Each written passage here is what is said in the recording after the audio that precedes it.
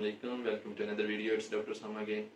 आज की वीडियो में जो टॉपिक डिस्कस करने वाले हैं हम, वो बहुत ही इंपॉर्टेंट और प्रेवलेंट टॉपिक है, हॉट टॉपिक है पूरी पाकिस्तान में, क्या पूरी वर्ल्ड के अंदर। टॉपिक इज एक्नी या कील मुहासे।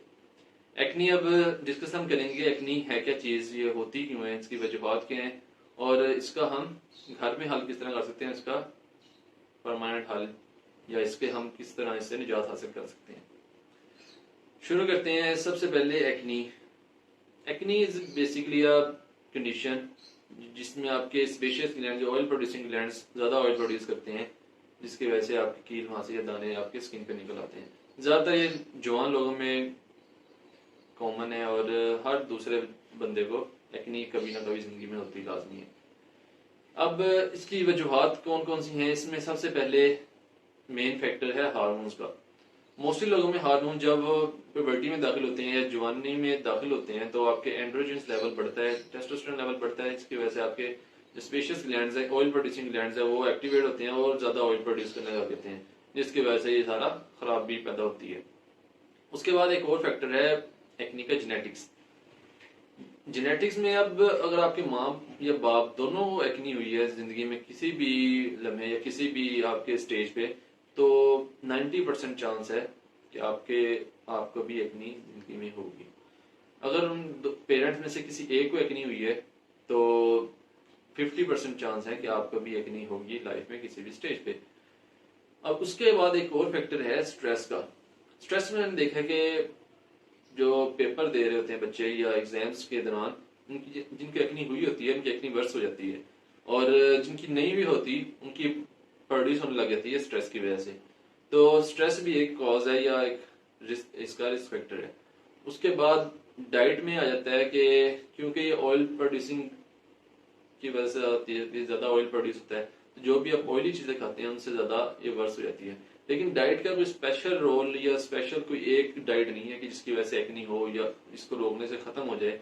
हर बंदे के लिहाज से डिफरेंट है। किसी को दूध से एलर्जी होती है, एक्नी होती है, किसी को गोश्त से हो जाती है, किसी को नट्स से हो जाती है, किसी को ये ऑयली चीजों से हो जाती है।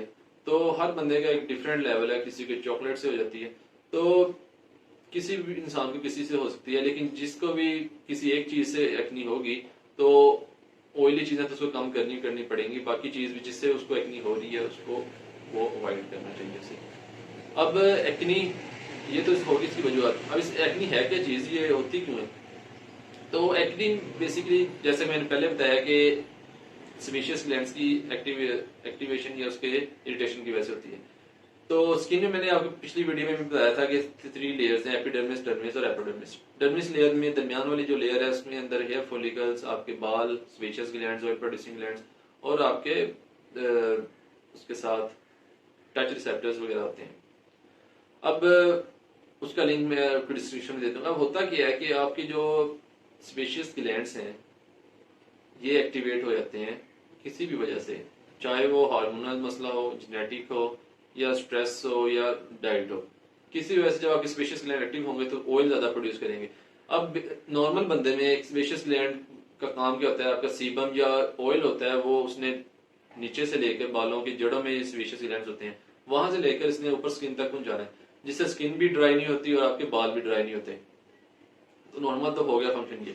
और आपकी जो स्किन डेड सेल्स अंदर जमा हो रहे होते हैं वो उसको ऊपर स्किन पे लेके आता है, जिसकी वजह से वो बाद में फेस वगैरह धोते हैं तो वो साफ हो जाते हैं। लेकिन अब इन बंदों में क्या होगा कि इनमें ऑयल की ज्यादा प्रोडक्शन होगी। जब ऑयल ज्यादा अंदर इकट्ठा होना शुरू हो जाएगा, वो एक गाढ़ा केमिकल सा जमा हो जाएगा, उसके बाद आपकी डेड सेल्स में अंदर जमा हो रहे हैं, जिसकी वजह से वो एक क्लाउड सा बन जाता है और आपकी जो डक्ट है या पोर है, स्किन पोर्स जो होते हैं वो ब्लॉक हो जाते हैं। जब वो ब्लॉक होते हैं यहाँ से काम शुरू होता है एक्नी का। क्योंकि आप देखा कि जब भी आप कहीं भी कोई चीज इकट्ठी होती है तो वहां पे जरासीम आना शुरू हो जाते हैं। तो इसी तरह जब ऑयल आपकी वहां स्किन के अंदर, डक्ट्स के अंदर जमा हो जाएगा, उसकी ड्रेनेज का रास्ता नहीं मिलेगा, तो बैक्टीरिया आ जाते हैं वहां पे सराउंडिंग से। सारे बैक्टीरिया इकट्ठे होकर वहां आ जाते हैं और स्किन के ऊपर पहले एक्ट करेंगे, फिर स्किन के अंदर तक। अब यहाँ से एक्नी की स्टेजेस स्टार्ट होती हैं। सबसे पहले एक्नी में फर्स्ट स्टेज जो इसकी होती है, व्हाइट या ब्लैक हेड्स बनते हैं, जिसको आप कॉमिडोन्स भी कहते हैं।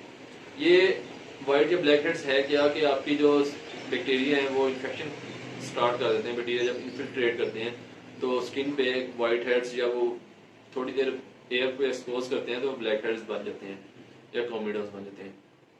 इस लेवल पे आप इसको एक्नी को रोक सकते हैं। किस तरह वो मैं आगे जाके वीडियो में बताऊंगा। उसके बाद नेक्स्ट स्टेज पे वो जो सी बैक्टीरिया हैं वो सोजिश इन्फ्लेमेशन या सोजिश उसकी स्किन की करवा देते हैं, जिसको कहते हैं हम पेप्यूल, या रेड सा एक दाना बन जाता है। अब रेड दाने के बाद अगली स्टेज होती है कि उसके अंदर पस जमा होना स्टार्ट हो जाती है, जिसको हम कहते हैं पस्ट्यूल या पिंपल। दाना बड़ा हो जाता है और पस वाला एक दाना बन जाता है। उसके बाद जब रेशा और ज्यादा इकट्ठा हो जाता है तो वो बिल्कुल स्किन से ऊपर से लेकर नीचे तक इकट्ठा हो जाता है, सेबेशियस ग्लैंड तक। वो एक लंप सा बन जाता है, एक स्किन पे उभार सा बन जाता है। अब जब आप यहाँ तक स्टेजेस तक पहुंच गए हैं, लंप या सिस्ट तक पहुंच गए हैं, उसके बाद हम उससे बच किस तरह सकते हैं, या हम क्या चीजें हैं जिससे परहेज करना चाहिए और किस तरह हम उसका हल कर सकते हैं। तो इसमें सबसे पहले डूज और कुछ डोंट्स हैं। डोंट्स में सबसे पहले है कि जो काम आपने नहीं करने, वो एक तो ये है कि आपने अपने जो हाथ हैं उनसे उसको दानों को टच नहीं करना, क्योंकि दाने एक्नी होती है बैक्टीरियल इन्फेक्शन की वजह से। जब बैक्टीरिया पहले ही वहां पे जमा हुए हैं, आप अपने हाथों से और ज्यादा बैक्टीरिया वहां पे लेके जा रहे हैं, जिसकी वजह से आपका एक्नी है वो और ज्यादा वर्स होगी। उसके साथ आप क्या कर सकते हैं कि जो आपने अपने घरों में क्रीम्स वगैरह होती हैं, स्टीरॉयड क्रीम्स, तो अक्सर लोग वो स्टीरॉयड क्रीम इस्तेमाल करते हैं, जिसकी वजह से उस वक्त तो कई लोगों में उसको आराम मिल जाता है, लेकिन फ्यूचर में जब वो एक्नी उसकी प्रोड्यूस होती है तो और ज्यादा वर्स होके निकलती है और वो पूरी चेहरे पे बड़े बड़े दाने निकलते हैं, और तब वो स्टीरॉयड क्रीम से भी उसका हल नहीं होता। तो इसलिए आपने जब भी क्रीम वगैरह यूज करनी है डॉक्टर से पूछ के इस्तेमाल करनी है, स्टीरॉयड क्रीम से अवॉइड करना है।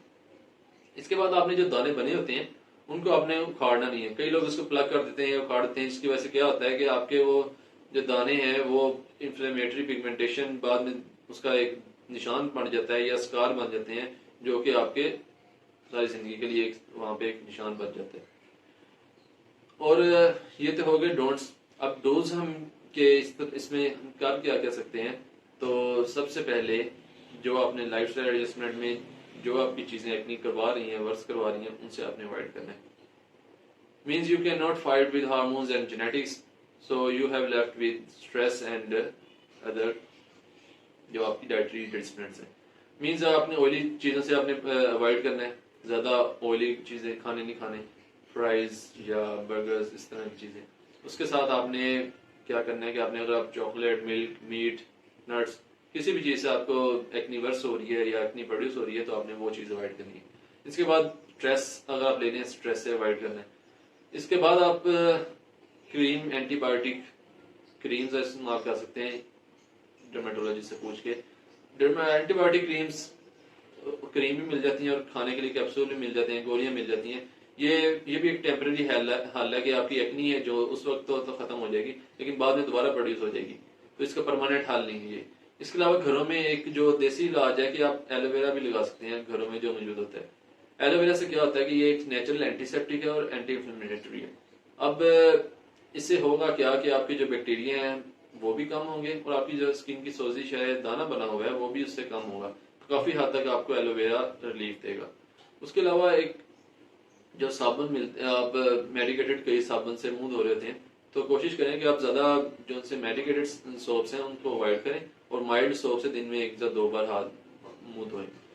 इसके अलावा अब व्हाइट और ब्लैक हेड्स का मैंने बताया था जैसा कि उनको आप किस तरह कर सकते हैं। वहां पे उनको आपने हाथों से नहीं करना, मार्केट में मिलते हैं स्किन कोमिडोन एक्सट्रैक्टर्स। वो छोटा सा एक इतनी सी होती है एक्सट्रैक्टर टाइप, क्या उसको कहेंगे आप, प्रेशर इंस्ट्रूमेंट होता है।